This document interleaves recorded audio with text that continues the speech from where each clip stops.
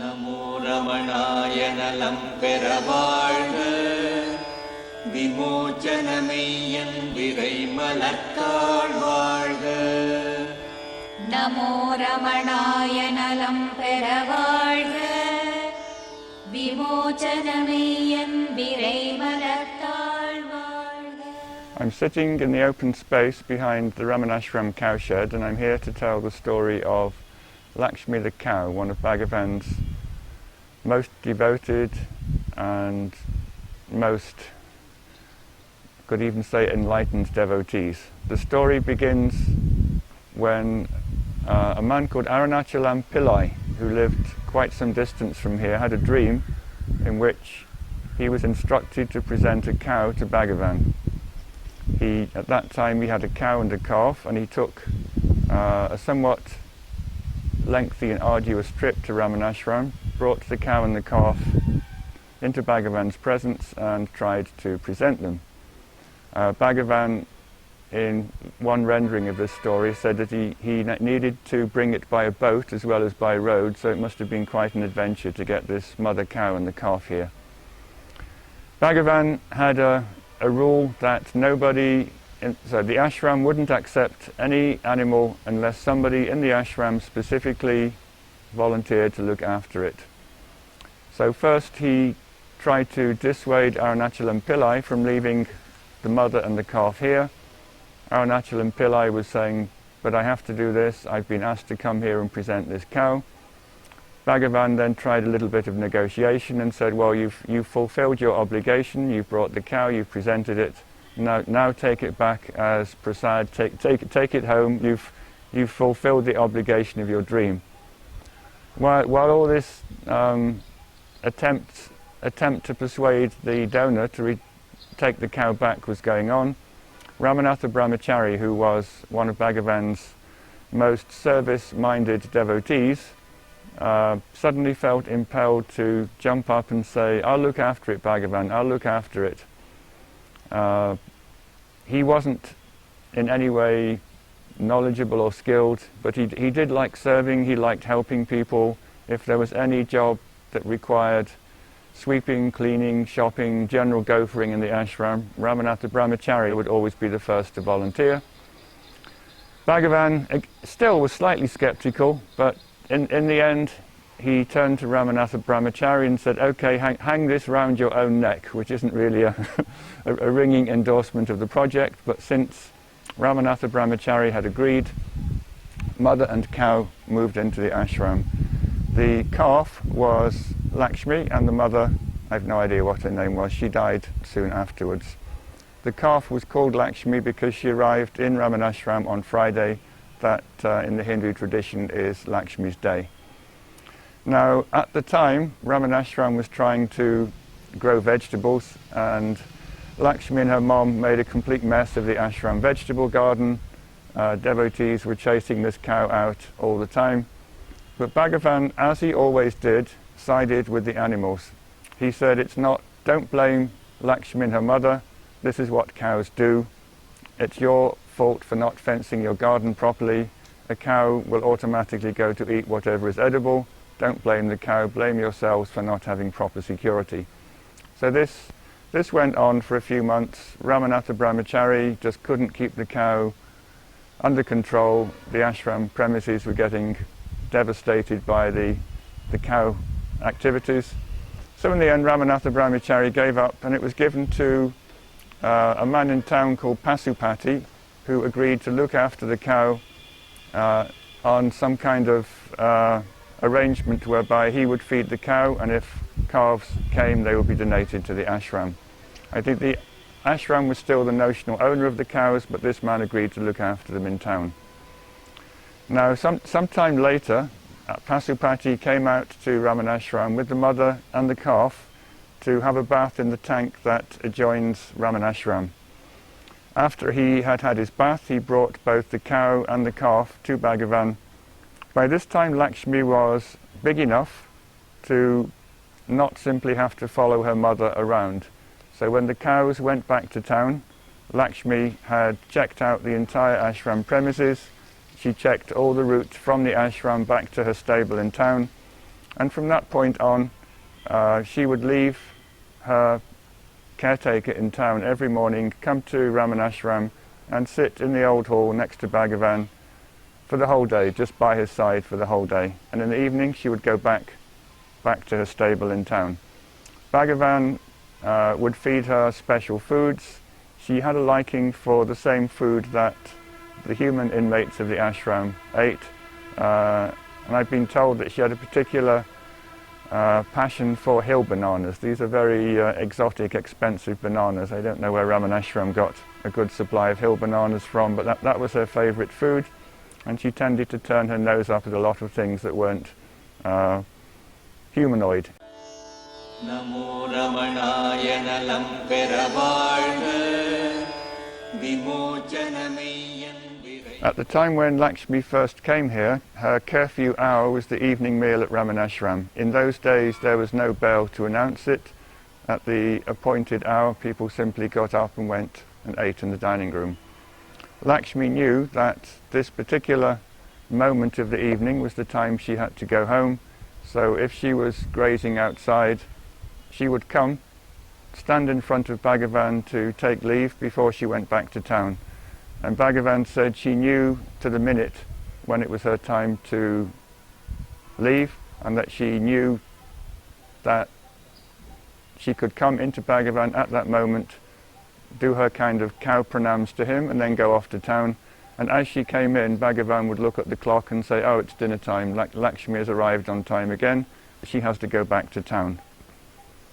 Now, generally, when Lakshmi approached, she didn't observe human protocols. There are several stories of her being in a very urgent mood to see Bhagavan. She would charge in, she would trample people who were standing in her way, she would defecate in the hall. Bhagavan never ever allowed anyone to criticize her or chase her away.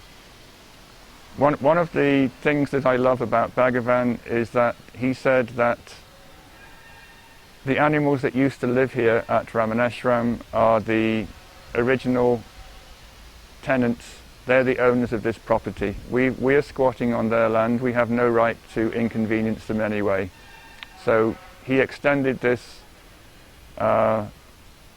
attitude towards the wild animals to Lakshmi, and he gave her complete free rein to come when she liked, go when she liked, and he made it quite clear to all the devotees in the ashram that it was their job to get out of the way if she came in. She wasn't able to negotiate tight spaces very well. She would just walk straight to Bhagavan because she loved him so much and wanted to get there as quickly as possible. And Bhagavan said, just keep an eye open. When she comes in, give her some space, let her come and let her sit next to me. So she definitely was the priority devotee at this time. She would come, sit next to Bhagavan, he would pat her on the head, he would stroke her, something that no other human devotee had the privilege of receiving. Right from the beginning, she was quite clearly a very, very special animal. Now, Lakshmi grew up, became a full-sized cow, and started to have calves of her own. And what is quite extraordinary is that out of the 9, I think in total, that she had, at the beginning, in the first few years she was at Ramanashram, she managed to deliver her calves on Bhagavan's Jayanti. That's the annual celebration of his birthday. Coincidence or not, I don't know, but three cows in a row on Bhagavan's birthday seems to me a little bit beyond coincidence. After she had had a calf, she would come to Bhagavan and stand in front of him and somehow telepathically communicate with Bhagavan that the calf had been delivered. Bhagavan seemed to know exactly what was going on. He could talk to Lakshmi mentally. They had conversations in which it was quite clear they were communicating quite complex ideas. And Bhagavan would say, "Lakshmi's just come to tell me she's had a calf, she wants me to come and see it." So Bhagavan would go off to the cowshed and inspect the newborn calf. Now, the one story in this particular vein that I like the most is that Lakshmi liked idlis. Idlis are the standard South Indian breakfast, and one day Lakshmi walked into the hall, marched up to Bhagavan, stood in front of him without saying anything, and Bhagavan turned to his attendant and said, "Lakshmi has just come to see me to tell me that she hasn't been fed her idlis this morning. What's the problem?" So the attendant made some inquiries in the kitchen and said, "Oh, the idlis ran out, we didn't have enough. We tried to give her pongal, which is a kind of dal rice porridge. She didn't like it. That's probably why she's come to you to complain." So Bhagavan said, "Well, are there no idlis left at all? Idlis take a long time. You start making them the day before. You can't just run up a few extra if somebody wants." And a man in the kitchen said, "Well, one of our workers went to town to do some shopping, so we kept 4 for him when he comes back." So Bhagavan said, "Oh, that will solve the problem. You keep 2 for him and you give 2 to Lakshmi. Bring me a plate. I'll serve her." So 2 of this shopper's idlis were produced. Bhagavan personally fed them to Lakshmi, and she went away happy that she'd got her required idli breakfast. Now, I mention this simply to establish the fact that Lakshmi could communicate quite complex notions and ideas to Bhagavan, and that Bhagavan could reply without any words taking place. Now, the next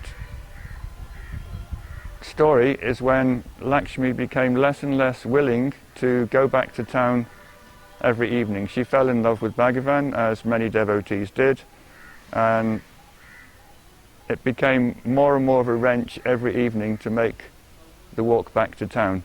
So I'll read a section because it's quite moving. This is an account by Sri Nagama, who compiled letters from Ramanashramam. She was a big fan of Lakshmi, and this is her account of what happened when Lakshmi was one day refusing to go back to town. When she was pregnant for the 3rd time, one evening she was unwilling to leave Bhagavan and go home. Like Nandini of Vashishta, she was shedding tears and lay close to the couch. Bhagavan was visibly affected. Softly passing his hand over her face, he said, "What? You say you can't go away, you only want to stay here. What am I to do?" Looking at the others, he said, "Look, Lakshmi is weeping, saying that she cannot go away. She is pregnant and may have confinement at any moment. She must go a long distance and come back here in the morning. She cannot refrain from coming here. What is she to do?" At last Bhagavan somehow coaxed her and sent her away. That very night she delivered. At about the same time, Pasupati had some domestic difficulties. Pasupati is the man who had agreed to look after Lakshmi's mother and Lakshmi when it was no longer feasible for her to stay in the ashram. This is the story of how Lakshmi stopped staying with this man Pasupati in town and became a full-time resident of the ashram. Sri Nagama continues, "Unable to bear the burden of this, Lakshmi, with all her vagaries, he brought her and her 3 calves and presented them to Bhagavan. Lakshmi lay at Bhagavan's feet and would not rise. Placing his right hand on her head and pressing it, he asked if she would like to stay here permanently. She closed her eyes and lay still, as if in a trance. Noticing that, Bhagavan pointed out to the others that she appeared as though her responsibility for her calves was over, for they had been placed in Bhagavan's charge. When I later narrated the story to Bhagavan, he agreed. Yes, he said, that was so. After Mother came to stay with me, regular cooking and meals started, and after Lakshmi came, cattle and dairying became established here." So this was the start of the ashram cowshed. It was the start of several generations of Lakshmi's descendants living in Ramanashram and providing milk for Ramanashram. Now, one thing that I want to make clear is that Bhagavan didn't regard Lakshmi simply as a favoured pet. She caught him with her devotion in the same way that a few other devotees caught Bhagavan with their devotion, and Bhagavan was compelled to respond in the way he did because she had such unconditional love for him. Now, there's one story that's reported by Shantamal, who was the ashram head cook, and also narrated by Sadhu Natanananda, that Lakshmi was sitting next to Bhagavan inside the old hall. Bhagavan was looking at her, beaming at her, in fact, stroking her head, and then he turned to the other people in the hall and said, "Do you know what state Lakshmi is in right now?" And of course, nobody had any idea. And Bhagavan said, "She's in Samadhi." In the early days of Ramanashram, Lakshmi seemed to have had the freedom to come and go whenever she wanted to. She would come in the morning, she would sit next to Bhagavan for as long as she wanted to, and when she felt like leaving, she would leave. She was allowed to graze more or less wherever she wanted to, but occasionally during the summer months there wasn't enough fodder, enough grass around, and fodder had to be brought in for her. Annamale Swami told me that one of the jobs that was allocated to ashram workers was to take Lakshmi out with a loop around her neck so she could graze all over the neighbourhood. And he remembers taking her all the way to Samudram Lake, which is about a mile from here. Wherever there was grass, somebody in the ashram was delegated to take Lakshmi out so she could graze. Bhagavan noticed one day that she was either getting a bit thin or that not enough food had been provided, so he went on a hunger strike in the ashram dining room, and he refused to eat food that was given to him. And when his servers said, "Why aren't you eating today, Bhagavan?" he said, send it to Lakshmi in the cowshed, she needs it more than I do. So the people in the cowshed, they immediately got the message that Bhagavan knew that Lakshmi wasn't being fed properly. Extra fodder was brought in town, and normal service was resumed in the dining room. Namo Ramanaya Nalam Peravazha Vimochanameyyan Virai. Now when Lakshmi first came here, there was no proper cowshed. I'm guessing she was just tied up under a tree. But somewhere in the early 1930s, at the beginning of the development of the ashram, it was decided, Chinnaswami I think decided, that there'd be a small cowshed, not this one which is here today, in a different location, because somebody had given a donation for a small building to be built to house Lakshmi. When you start a building of this sort, you have a kind of consecration, groundbreaking ceremony. Bhagavan was invited for that. Lakshmi came along. Everyone stood around, did all the necessary rituals, and then as everyone was dispersing, Bhagavan took Annamale Swami aside and said, "I don't want a cowshed in this place, I want a cowshed somewhere else, come with me." So he overruled Chinnaswami's decision to build the cowshed with the donation that the devotee had given. He walked Annamale Swami off to what in those days was a distant corner of the ashram and marked out on the ground himself an area that was 48 feet long and slightly less square. This was an enormous building, and at that time Lakshmi was the only cow. So Bhagavan insisted that Annamale Swami start work immediately on this gigantic cowshed, and that by building this cowshed, punya would come to the ashram from Lakshmi. Now this is a very strange concept, and it's not one that Bhagavan very often invoked. There's an idea that if you do some activity for a great soul, then somehow you get some benefit from having done it from that great soul. So what Bhagavan was saying in effect was, we must serve Lakshmi, this is a great soul. If we provide her with proper accommodation, a great place to live, then somehow the ashram will receive great blessings, great benefits in return. The ashram didn't have a lot of money when Bhagavan initiated the cowshed project, and it didn't really have any big fancy buildings. This was the first big elaborate building that Bhagavan insisted the ashram have, and it was quite out of character for him. I thought about this when I wrote about Lakshmi's life about 10 years ago. Normally I just read out what Bhagavan has said, but I would like to read out my own ruminations on this from a book I wrote 10 years ago, because I think they reveal just how special and distinctive this operation to build the cowshed was. Bhagavan's intervention, Bhagavan's insistence that Lakshmi have a big building. I just want to read what I wrote because it illustrates something quite unique about Bhagavan, Lakshmi, and the relationship between them. Bhagavan had a frugal, thrifty personality that made him complain about any kind of waste. He would, for example, pick up mustard seeds from the kitchen floor and ask that they be stored for later use.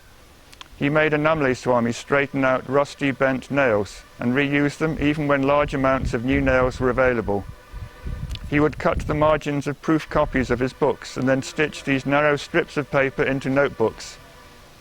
In the light of these lifelong habits, I find it quite remarkable that Bhagavan went over Chinnaswami's head and ordered a massive cowshed to be built out of expensive materials.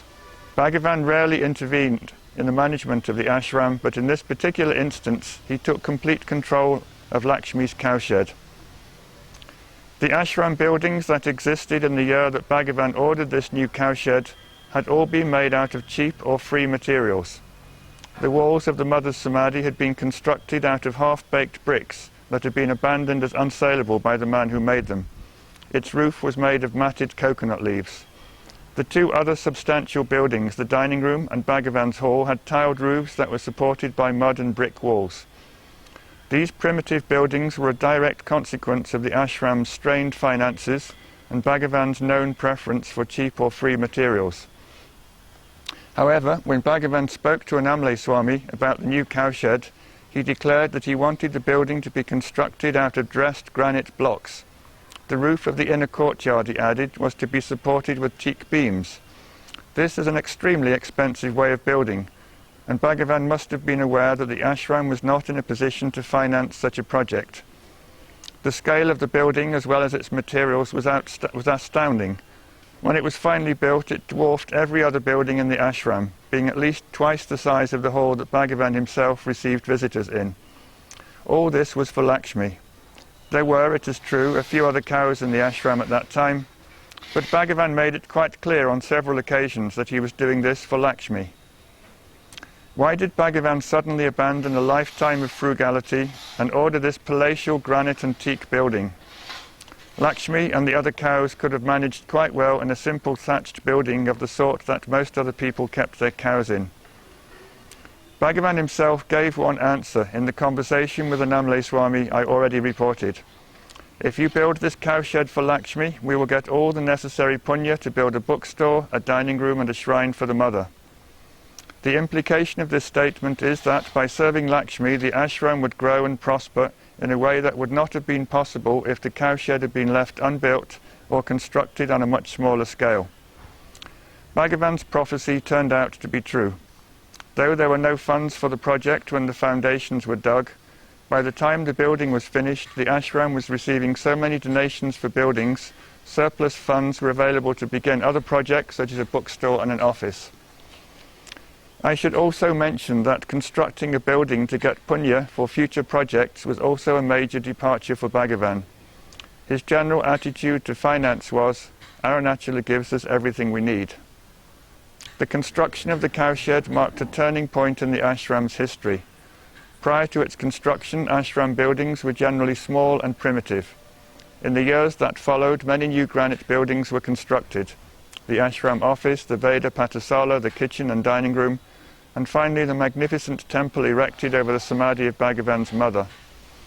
Along with the growth of these physical structures, there was a corresponding increase in the flow of visitors to the ashram.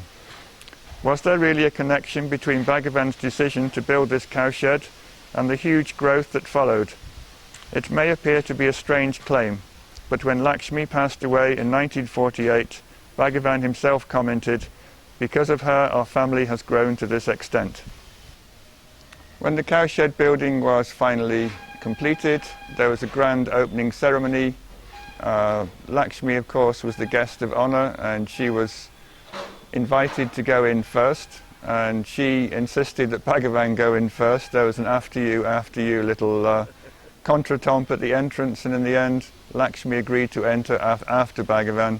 Lakshmi spent the last years of her life mostly in the cowshed. When the ashram got very crowded in the 1940s, it wasn't practical for her to come charging into the hall and trampling on everyone, but Bhagavan always made a point of seeing her whenever he could. She continued to live until 1948, and when it was clear that she was about to pass away, Bhagavan was told by one of the cowshed officials. He came and he performed the same power transmission ritual that he had performed on Palaniswami and his mother decades before. He sat next to Lakshmi, he put one hand on her spiritual heart, one on her head, and he was talking to her. He was very gently reassuring her that everything was fine. And for some reason he wasn't willing to stay right till the end. He felt compelled to go away, but I think he knew quite clearly that his business with Lakshmi was finished, insofar as that the power he transmitted in these final moments was quite sufficient for Lakshmi to realize the self. So once she was established in that self and there was no possibility of her mind reasserting itself, he turned very lovingly to Lakshmi and said, "I have to go now, Mother. Please give me permission to go. May I go away? Other people are waiting to see me." They looked at each other for some time, and then finally, somewhat reluctantly, Bhagavan got up, and within a couple of hours of that, Lakshmi had passed away. Namo Ramanaya Nalam Peravarga Vimochanamayan Virai. Now, how did Lakshmi get to the state where she was having her last life with Bhagavan? Natanananda has recorded a statement by Bhagavan that said, what great tapas she must have done. Tapas is great spiritual practice. What great tapas she must have done in her past to have earned the right to come here and live her final life here. Now, there was a general conviction throughout the entire ashram community that Lakshmi was the reincarnation of a woman who used to look after Bhagavan on the hill. Her name was Kirai Patti. Kirai is the generic word for edible green leaves, like spinach, and Patti is an affectionate diminutive form of grandma. So her Kirai Patti would mean Green's granny, more or less. So Green's granny was a fixture on Arunachala even before Bhagavan came. Bhagavan said in the 1890s he first came across her, and at that point she was already living on the hill by herself, collecting food, cooking it for herself. And when Bhagavan moved up onto the hill in the first decade of the 20th century, Kirai Patti was one of the first people who took it on herself to collect food for him, cook for him, and serve him. In the early years of Virupaksha cave, Bhagavan would live in the cave itself, and Kirai Patti would live a few hundred feet down the hill in the mantapam that adjoins the Samadhi shrine of Guhai Namah Shivaya.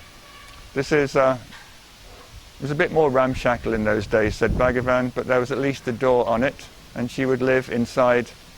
And she would spend her days going all over the hill, collecting anything that she considered to be edible. She would bring it home, cook a little meal, mostly out of leaves, plants on the hill, take it to Virupaksha cave and serve Bhagavan.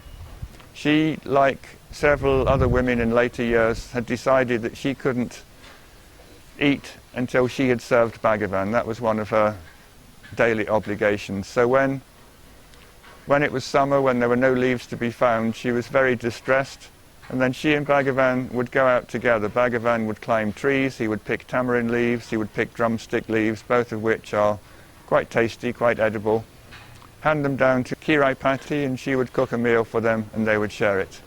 On other occasions, when food wasn't available on the hill, Kirai Patti would go to town, either beg food or money, bring provisions back to Guhai Namah Shivaya temple, store them in a large earthenware pot, and use that as her larder to support Bhagavan and his food needs.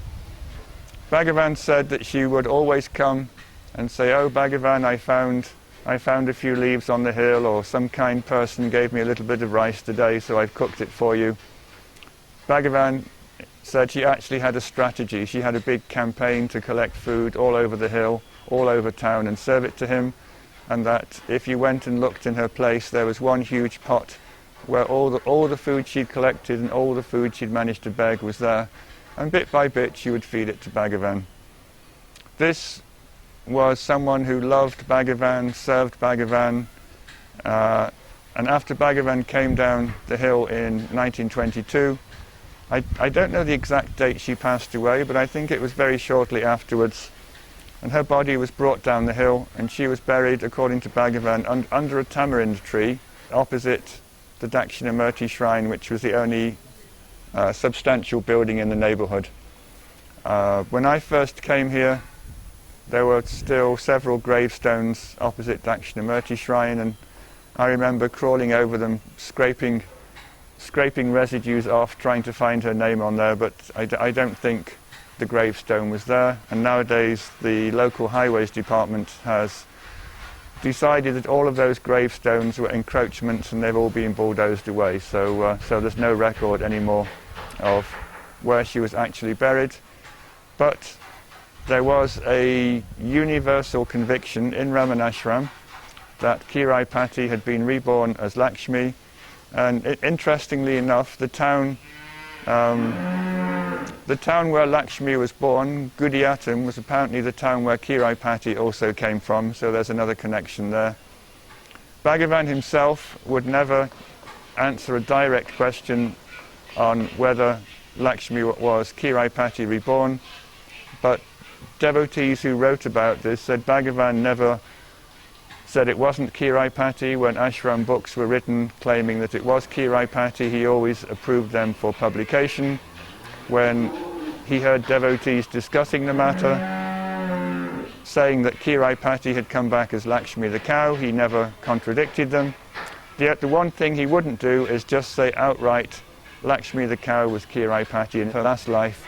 But there is enough circumstantial evidence to indicate that Bhagavan himself had that particular conviction and simply wasn't willing to make it a public statement. Namo Ramanaya Nalam Peravartha Vimochanamayan Virai. Most people would accept Bhagavan as having the capacity and the knowledge to say who was and who wasn't enlightened, but still there were people who found it rather odd that this cow had realized the self when people who had sat and meditated in front of Bhagavan had failed to reach the same objective. It's definitely part of the Hindu tradition that you can transmigrate from animal to human being and back to animal again. And while it is generally accepted that going from a human form back to an animal might be a regression in most circumstances, the possibility of being an animal in the presence of an enlightened being, I would personally regard that as a promotion and an opportunity to finish up all your karma in the presence of someone who can give you final liberation. In 1946, that's 2 years before Lakshmi attained final liberation, somebody asked Bhagavan, is it possible for animals to realize the self? And Bhagavan said quite categorically yes, and much to most people's amazement, he not only said animals, he said in certain circumstances plants also. So he wasn't limiting the possibility of liberation to people in a human body. He seemed to think that all sentient beings had the possibility, particularly if they were in the vicinity of a realized being in their last life. Namo Ramanaya Nalam Peravartha Vimochanamayan Virai. We're now looking at the Samadhi shrine of Lakshmi the Cow with the epitaph on top of it, which Bhagavan composed after her funeral rites. After she died and Bhagavan had declared her liberated, it was decided to have a proper tomb fitting a great saint. Fortunately, one devotee had come the day before and knew how to do it, so a large pit was dug. Lakshmi's body was brought here in a cart from the cowshed. Bhagavan sat next to the hole, and various funeral rites were enacted fitting of a liberated soul. Water was brought in pots, poured over the body, abhishekam, that's a kind of sacred shower done with milk, curds, ghee, sugar. Incense once burned, a silk cloth was placed over her body. Her face was smeared with turmeric powder, the body covered with flower garlands, sugar candy was offered, a final arati was performed, and eyewitnesses say that Lakshmi's face was beaming and smiling as she was being decorated. At about 7 p.m, an hour after all these rites had taken place, the body was lowered into the pit, and devotees were chanting Hara Hara Mahadev, one of the names of Shiva, and it's apparently been reported that Bhagavan was visibly affected by the ceremony and everything associated with it. Bhagavan touched some leaves. They were thrown on top of Lakshmi by his brother, the Sarvadikari. Devotees sprinkled turmeric, vermilion powder, camphor, all the usual things. Finally, earth was thrown in to fill the grave. Once the burial was over, Bhagavan went back to the old hall and prasad was distributed to everyone who had attended the function. Later that evening, Bhagavan composed that verse, which you can see in front of you. It's based on the Tamil almanac, and it says somewhat elliptically, using local times, dates, weeks, that on the 18th of June 1948, the cow Lakshmi attained liberation. Devaraja Mudalya, who was a big fan of Lakshmi, read this stanza after he had visited the ashram sometime later, and asked whether Bhagavan's use of the word vimukti, which appears in the verse, was just a convention, a euphemism, as you might say someone has attained samadhi when they've actually died, or whether it really meant liberation. Bhagavan confirmed that in this particular context he fully meant final liberation. Namo Ramanaya Nalam Peravazha Vimochanameyan Virai Malattal Vazha. Namo Ramanaya Nalam Peravazha Vimochanameyan Virai Malattal Vazha. Namo Ramanaya Nalam Peravazha Vimochanameyan Virai Malattal Vazha. அடிமுடிக்குண்டாய அநாதித் தொடர்பின் விடமுடியாமை மன